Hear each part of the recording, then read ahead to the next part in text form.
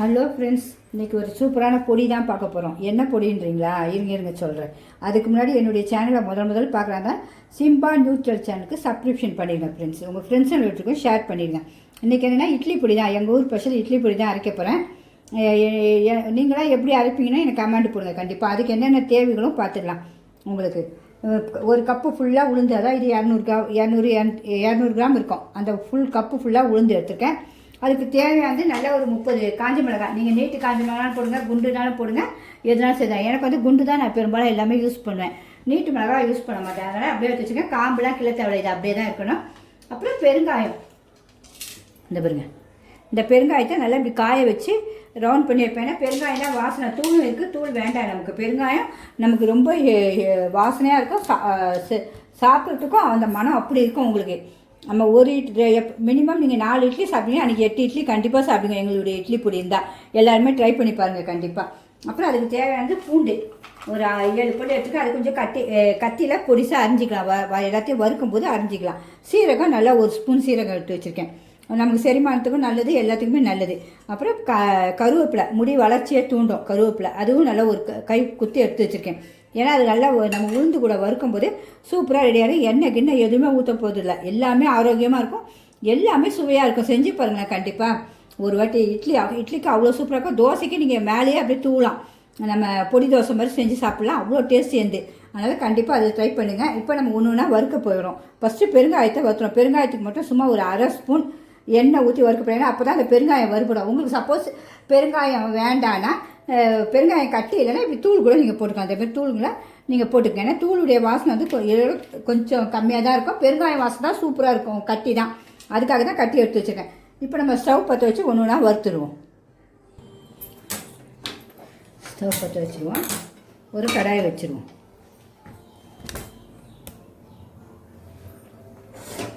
பத்து நிமிஷத்தில் முடிஞ்சுன்னா சூப்பர் டேஸ்ட்டாக இருக்கும். உங்களுக்கு நல்லெண்ணெய் தான் ஊற்ற போகிறேன். ஏன்னா நான் சும்மா கொஞ்சோண்டு ஒரு 1/2 ஸ்பூன் நம்ம இந்த பெருங்காயம் வறுக்கிறதுக்காக, அவ்வளோதான். நல்லெண்ணெய் எலும்புக்கு பலன் பார்த்திங்களா, அதுக்காக வேறு ஒன்றும் இல்லை. இப்போ இந்த பெருங்காயத்தை போட்டுருவோம். அந்த தூள் போட்டோன்னா அப்படியே இருக்குது, வேறு ஒன்றும் இல்லை.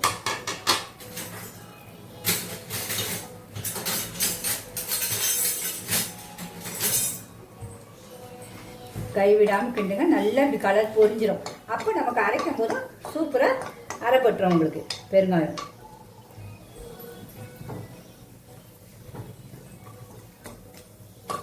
வறுக்கும் போதே வாசனை சூப்பராக வந்துடுங்க. இந்த அளவு இருக்கணும், அவ்வளோதான். நம்ம அப்படியே ஒரு பிளேட்டில் எடுத்து வச்சுக்கணும். நல்லா வறுபட்டுச்சு. உள்ளே இந்த பாருங்க, இப்படி அமுகுனா அப்படியே அமுகும் அந்த பெருங்காயம், தெரியுதா?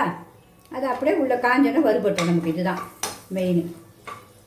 நல்லா இவ்வளோ பெருங்காயம் போடணும். அப்போ தான் நம்ம பிள்ளைங்க எவ்வளோ சாப்பிட்டாலும் பிள்ளைங்களுக்கு ஒன்றும் பண்ணாது.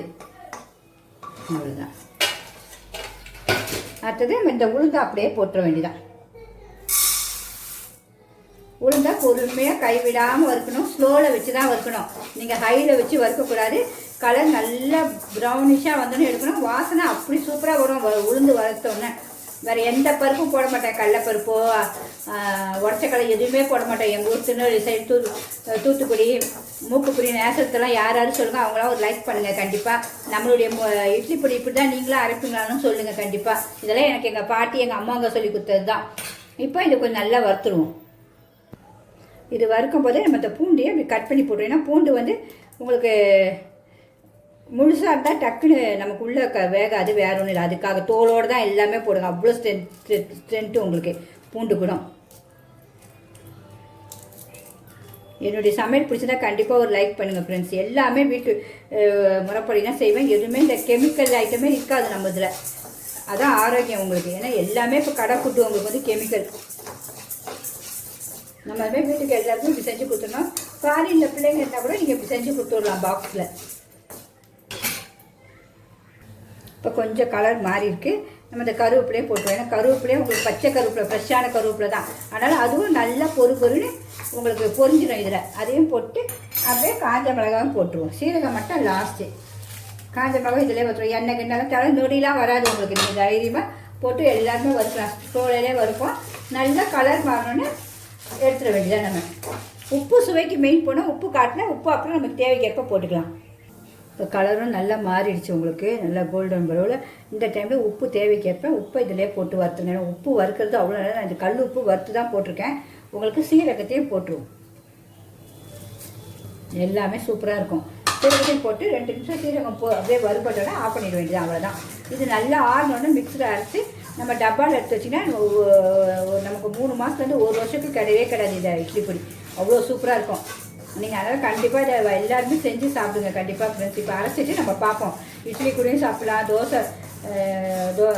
தோசை பொடி வச்சு மேலே தூவி சாப்பிட்லாம், பொடி தோசை மாதிரி எல்லாமே சூப்பராக இருப்பாங்க. நல்லா வறுபட்டுச்சு. இனிமேல் அரைச்சி ஆஃப் பண்ணிட வேண்டியதான். நம்ம ஸ்டவ்வையே நம்ம ஆஃப் பண்ணிடுவோம். இனிமேல் ஆஃப் பண்ணியாச்சு. இனிமேல் ஆறினோன்னே அரைச்சிடுவோம். நல்லா ஆறிடுச்சு உங்களுக்கு இட்லி பொடிக்கு அரைச்சது வறுத்ததுலாம். அது பாருங்கள், இதுவும் இப்படி நல்லா உடையிடு பாருங்கள்.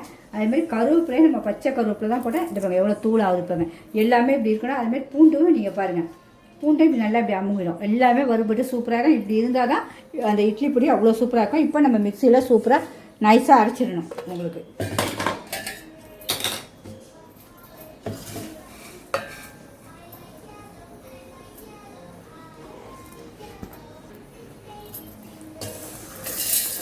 உப்பும் போட்டாச்சு. நம்ம அரைச்சிட்டு பத்தலைனா கூட உப்பு சேர்த்துக்கலாம். காரம் வந்து அவங்கவுங்களுக்கு ஏற்ற மாதிரி போடுங்க, கூட குறைச்சிக்கங்க. நான் கொஞ்சம் காரம் எனக்கு ஜாஸ்தி வேணும் இட்லி பொடிக்கு நல்லாயிருக்கும், அதுக்காக போட்டேன். பெருங்காயம் எல்லாமே போட்டாச்சு. இனிமேல் அப்படியே அரைச்சிட வேண்டியதான் மிக்சியில். இப்போ அரைச்சிடுவோமா?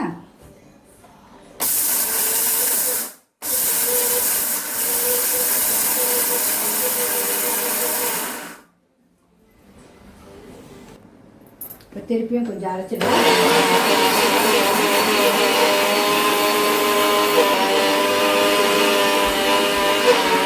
அவ்வளோதான், அரைச்சாச்சு. இனிமேல் பார்ப்போம் எவ்வளோ நைஸாக இருக்குன்னு பார்ப்போம். பார்த்தீங்கன்னா எவ்வளோ சூப்பராக வந்துச்சு பாருங்கள் நம்ம இட்லி பொடி. இனிமேல் டேஸ்ட் வந்து சுவையும் பார்க்கணும்ல. நம்ம இந்த நைஸுக்கு அரைச்சா தான் டேஸ்ட்டாக இருக்கும். மனம் அப்படி இருக்குங்க. நம்மளுடைய இட்லி பொடி எவ்வளோ சூப்பராக ரெடி ஆகிடுச்சு பாருங்கள். எவ்வளோ வந்திருக்கு பாருங்கள். நமக்கு சின்ன கடையிலலாம் வாங்கும்போது ஒரு 50 கிராமே ஒரு 30 ரூபா 40 ரூபா சொல்லுவாங்க. நம்ம 200 உளுந்தெல்லாம் எவ்வளோ செஞ்சுருக்க பாருங்கள். இப்போ நம்ம டேஸ்ட்டை பார்க்கலாம். சூப்பராக ஒரு இட்லியும் அவிச்சு வச்சுருக்கேன் ஒரு நாள். இப்போ அதில் வந்து உங்களுக்கு மசுவையை காட்டுறோம் பாருங்கள். ஏன்னா இட்லியும் காட்டணும்ல. நல்லெண்ணெய் தான் ஊற்ற போகிறேன். நல்லெண்ணெய் தான் எல்லாருமே ஊற்றுவோம். உங்களுக்கு எங்கள் ஊர் சைடில் ஊற்ற தேங்காயும் ஊற்றுவாங்க இட்லி பொடிக்கு. இதை பாருங்கள், இந்த பாருங்கள் இட்லி அப்படியே ஊற்றி உங்களுக்கு நல்லா குழப்பி சாப்பிட்டுட்டு உங்களுக்கு இந்த மீதி இதெல்லாம் பவுடர்லாம் இப்படி டப்பாவில் நல்லா ஸ்டோர் பண்ணி வச்சுருங்க. 1 வருஷம்லாம் உங்களுக்கு கிடையாது. நல்லா நல்லெண்ணெய் நல்லா பிசைஞ்சு போட்டு வச்சுக்கோங்க. நல்லெண்ணெய் அவ்வளோ பலனு பாருங்க. இப்படி எடுத்தாச்சு. சின்ன குழந்தைங்களுக்கு கொடுத்து பாருங்கள் எப்படி சாப்பிடுவாங்கன்னு மட்டும் சொல்லுங்கள். நல்லா இப்படி பிச்சு நல்லா இப்படி முக்கி இப்படி ஊற வச்சு சாப்பிட்டா அப்பா வேறு லெவலுங்க. அவ்வளோ டேஸ்ட்டாக இருக்குது. சாப்பிட சொல்லும். பிடிச்சிருந்தா கண்டிப்பாக லைக் பண்ணுங்கள். சிம்பா நியூட்ரிஷன் சேனலுக்கு சப்ஸ்கிரிப்ஷன் பண்ணிடுங்க ஃப்ரெண்ட்ஸ். ரொம்ப ஈஸியாக இருக்கும். எல்லாருக்குமே பிடிக்கும். குழந்தைங்களுக்கு நீங்கள் டிஃபன் கூட செஞ்சு கொடுத்து விடலாம். ஈவினிங் வந்தால் பிள்ளைங்களுக்கு பொடி தோசை செஞ்சு கொடுக்கலாம். நீங்கள் பிடிச்சிருந்தா கண்டிப்பாக ஒரு லைக் பண்ணிடுங்க ஃப்ரெண்ட்ஸ். ஓகே, பாய்.